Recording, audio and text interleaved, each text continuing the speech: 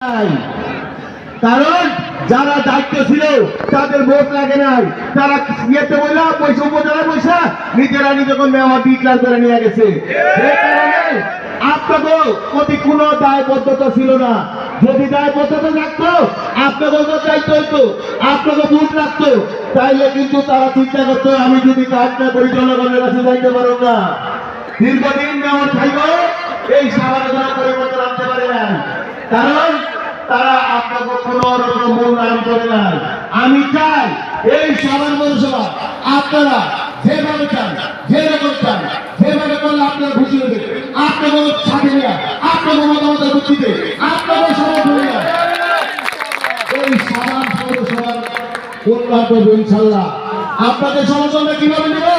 প্রতি ওয়ার্ডে 9 ওয়ার্ড দিয়া একটা করে আইন শৃঙ্খলা কমিটি হবে, একটা করে উন্নয়ন কমিটি হবে।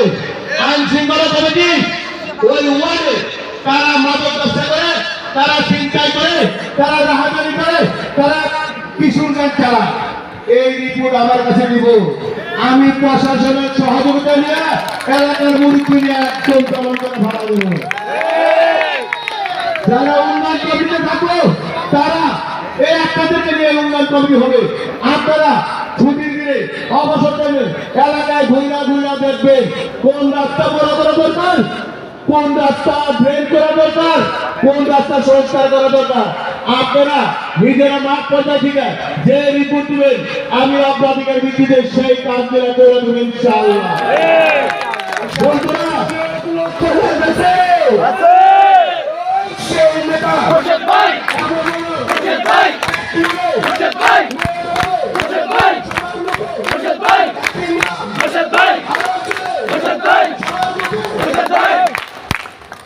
এই সাভার পৌরসভায় বর্তমানে দুইটা সমস্যা, খুব মারাত্মক সমস্যা।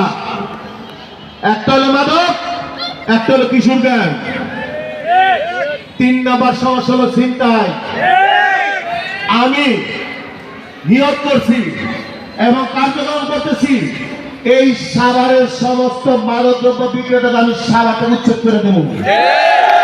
এই মাদক থেকে ছিনতাই, মাদক থেকে কিশোর গ্যাং, প্রতিটা এলাকায় একটা করে মাদকের স্পট হয়ে এমন পর্যায়ে চলে গেছে কিছু ইয়াং পোলাপান নেশার কারণে এই মাদকাসক্ত হয়ে যখন নেশার টাকা না পায় তখন ঘরে চুরি করে, বাপ্পার কাছে চায়। যখন ঘরে চুরি করতে পারে না, বাপ্পার কাছে টাকা নিতে পারে না, তখন বন্ধু মালামাইলা রাস্তায় নেমে চিপাচাপাই ছিনতাই করে। আমি যদি মাদকের স্পট উঠাই দেই, মাদক বিক্রেতা যদি সাভার থেকে চলে যেতে চিন্তায়ও কইমা যাইব, কিশোরগঞ্জও চলে যাইব। অলরেডি এই সাভার থানার অধীনে নিয়ে 1 নম্বর ওয়ার্ডে এইখানে আমরা প্রথম সমাবেশ করছি। এই ওয়ার্ডের কমিটিও করা হচ্ছে। এই 3 নম্বর ওয়ার্ডে, এই ওয়ার্ডের ব্যবসায়ী, গণ্যমান্য ব্যক্তি, শিক্ষক, সাংবাদিক এবং সাধারণ মানুষ যারা আছে তাদেরকে নিয়ে আমি নিজে একটা কমিটি করে থানায় জমা দিছি। থানা ওরা অ্যাপ্রুভ করে দিছে। আগামীতে এই 3 নম্বর ওয়ার্ডে আমরা আইন শৃঙ্খলার কমিটি করব। এই এলাকায় কারা কারা লুটপাট করে, কারা ঝামেলা করে, কারা ছিনতাই করে, কারা কিশোর গাছগুলি লিড দেয়, সব কিছুই কিন্তু আমরা একদম দমন করে দেবো। আমি আপনাকে এই এলাকার মানুষ যারা আছেন তাদেরকে একটা ঘোষণা দিতে চাই। এই এলাকায় যাদের সন্তান মাদকাসক্ত, টাকার অভাবে চিকিৎসা করাতে পারেন না, আপনাকে আমি বলে গেলাম আমার কাছে নিয়ে আসেন। যত টাকা লাগে, যত দিন সময় লাগে, 1 মাস লাগুক, 2 মাস লাগুক, 3 মাস লাগুক, আমি রিহাবে ভর্তি করে আমার টাকা দিয়ে আপনার সন্তানের চিকিৎসা করে সুস্থ করে আমি আপনার বাড়িতে ফেরাই দিতে চাই।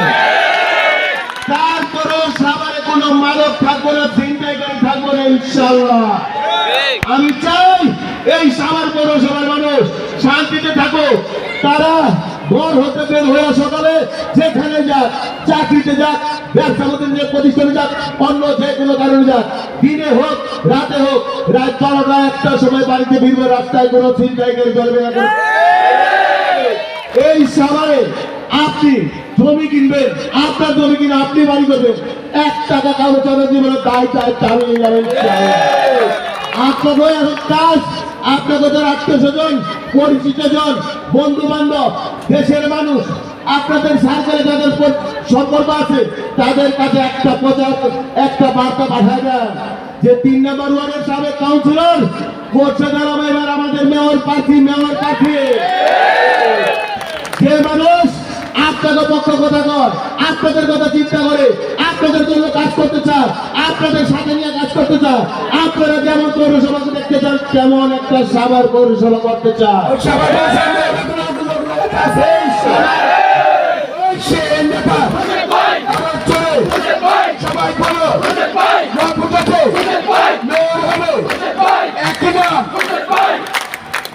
এই সাভার পৌরসভা দীর্ঘদিনের একটা ঝামেলা এবং যানজট এবং জটের শহর হয়ে গেছে একদিকে রিক্সার যানজট আর একদিকে পৌরসভার ব্যবস্থাপনা ভালো না এই যে কোনো পৌরসভায় কিছু নিয়ম শৃঙ্খলা থাকে কিছু কার্যপরিধি তারা পূর্বে থেকে এগুলো ঠিক করে রাখে এই 30-32 বছর লাগে না একটাই করতে যেই পৌরসভায় সুয়ারের ব্যবস্থা ভালো না রাস্তায় বৃষ্টি হলে পানি উঠে রাস্তার মধ্যে রাস্তাতে বইরা যায় ট্রেনে বলে রাস্তাতে বইরা যায় না মেয়েরা মানুষ চলতে পারে না এমন অনেক মসজিদ আছে যে মসজিদের রাস্তা ড্রেন এই অবস্থা থাকে মানুষ বর্তমানে মুসলিমরা ঠিক কথা মসজিদে যেতে পারে না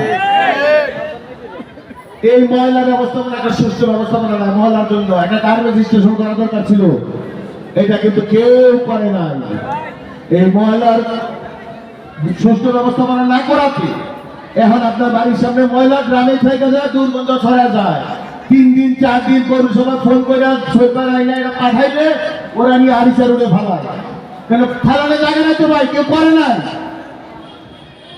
এই যে একটা অব্যবস্থাপনা সাভার পৌরসভা এত গুরুত্বপূর্ণ একটা পৌরসভা এত ঢাকার এত কাছে এত জনসংখ্যার একটা পৌরসভা এইখানে কিন্তু এই অবস্থা থাকবে এই থাকার কথা না ভাই এরকম থাকতে পারে যারা দায়িত্ব ছিল তারাই দায়িত্ব অবহেলা করছে দায়িত্ব অবহেলা করে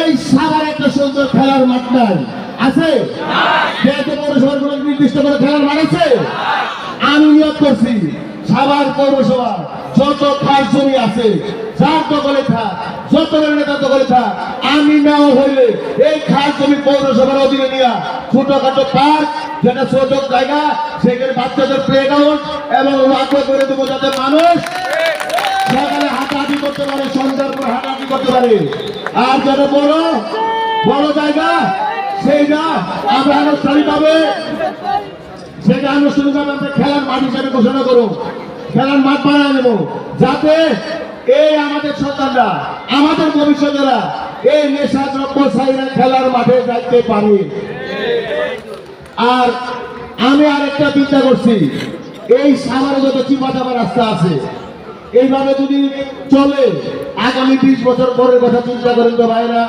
বিগত 20 বছর পিছনে যদি তাকান আমরা কি সাভারে এত মানুষ ছিলাম বর্তমানে কত মানুষ আগামী 20-30 বছর পরে আমাদের সাভারের জনসংখ্যা কত হবে একবার ভাবছেন যদি না ভাবে থাকেন শুনেন আমার কাছে আমাদের বর্তমান সাভার পৌরসভার যে অবকাঠামো আছে রাস্তাঘাট আছে 20 বছর পরে এই রাস্তাঘাটে এই অবকাঠামো দিয়ে সাভারের মানুষ চলতে পারবো না দেখেন 10 ফিট 12 ফিট রাস্তার কাছে 15 ফিট রাস্তার কাছে 10 তলা বাড়ি হইতেছে একটা বাড়িতে 10-15টা গাড়ি হইতেছে এই গাড়ি চলাচল করে রাস্তা কই ভাই এই যে আগে যা ছিল সেই রাস্তাঘাটি নতুন করে কোনো রাস্তা প্রশস্ত করা হয় নাই একটা রাস্তাও নতুন করে তৈরি করা হয় নাই দীর্ঘদিন যারা দায়িত্ব ছিল এই দায়িত্বে থাকা অবস্থায় তারা যদি এই রাস্তাঘাট গেলে ঠিক মতো সংস্কার করতো কিংবা বড় করার তো সিস্টেম আছে না মেয়র যদি আমি যদি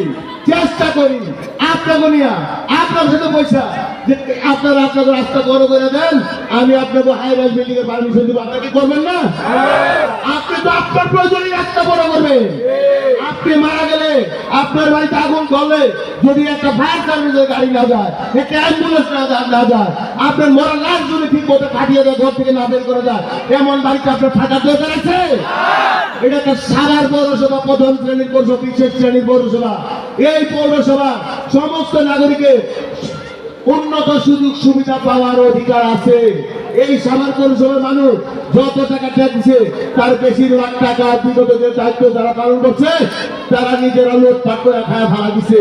না হলে আরো সুন্দর করে সাভার পৌরসভা সাজানো যেত।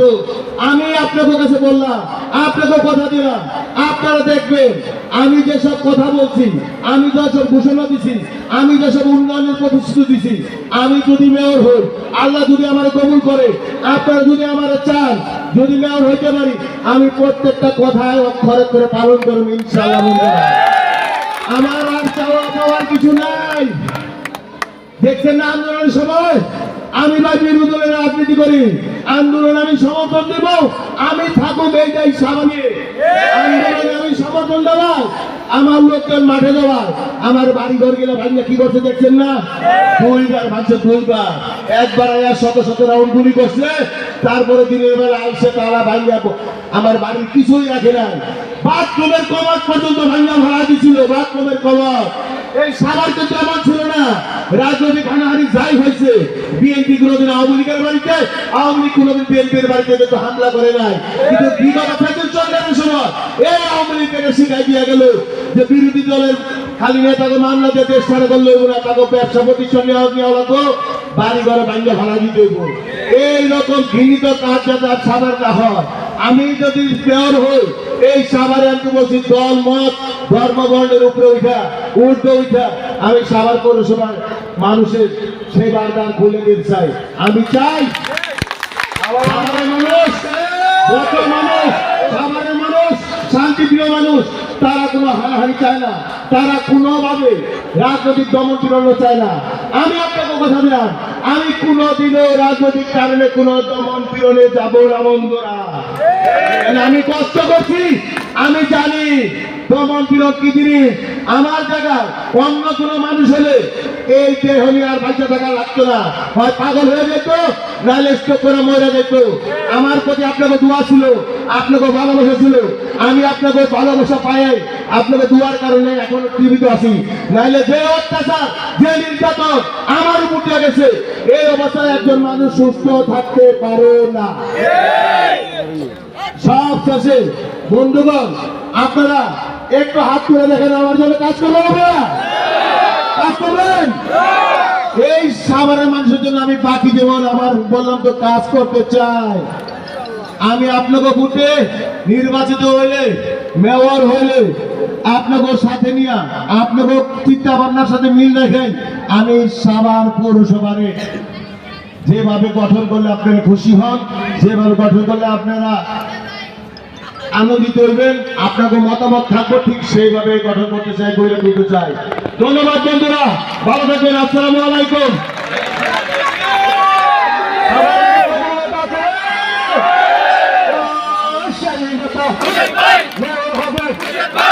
এখন আমাদের যুব সংঘের উদ্যোগে মিশু